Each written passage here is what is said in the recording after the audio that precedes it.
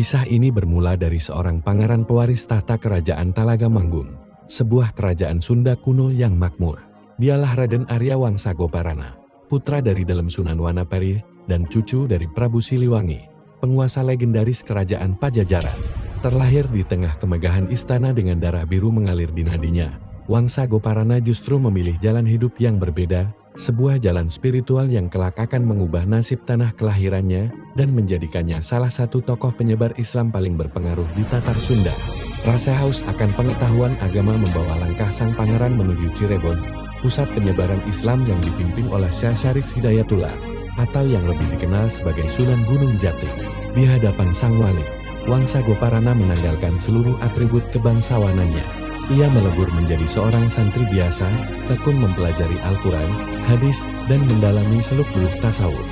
Perjalanannya tidak mudah, namun ketulusan dan kecerdasannya membuat Sunan Gunung Jati melihat potensi besar dalam dirinya. Setelah dianggap mumpuni dan matang secara spiritual, sang guru memberinya gelar Arya dan mengamanatkan sebuah misi suci. Dengan restu dari Sunan Gunung Jati, Wangsa Goparana memulai babak baru dalam hidupnya sebagai seorang pendakwah. Ia tidak kembali ke Talaga untuk mengklaim tahta, melainkan berkelana ke arah barat, menuju wilayah Sagalaherang di Subang. Di sana, ia memulai misinya menyebarkan ajaran Islam dengan pendekatan yang arif dan bijaksana. Ia tidak menentang tradisi lokal secara frontal, melainkan memadukannya dengan nilai-nilai Islam, sehingga ajaran tauhid dapat diterima dengan mudah oleh masyarakat yang saat itu masih memegang teguh kepercayaan Sunda Wiwitan. Dakwahnya yang damai dan penuh ulas asih berhasil membuka hati banyak orang untuk memeluk Islam. Hingga akhir hayatnya, Raden Arya Wangsa Goparana mengabdikan diri untuk menyiarkan Islam. Pengaruhnya begitu mendalam hingga ia dihormati sebagai seorang waliullah dan menjadi tokoh sentral dalam sejarah Islamisasi di wilayah Priangan.